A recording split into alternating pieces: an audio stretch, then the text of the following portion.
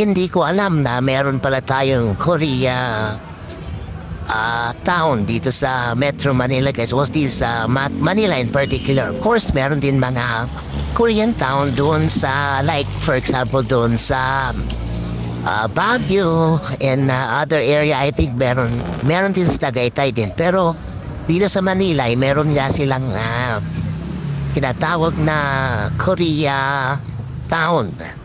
So, napuntahan niyo na ba ito guys? Malapit ito sa may bandang Quirino Ave, doon sa of course malapit siya sa Manila Bay, Quirino Ave. So yun guys, sa site ng dito sa Manila Bay guys. Anyway, napuntahan ko siya guys at tinignan ko yung itong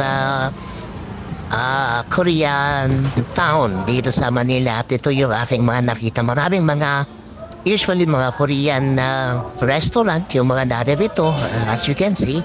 At baka pwede nyo rin pasyalan guys kasi alam ko naman alam naman natin masarap lagi yung mga pagkain dito sa mga restaurant, mga inaalok nilang mga pagkain guys, mga kakaiba din di ba? Wala sa atin yan kaya talagang Korean style at masasarap actually.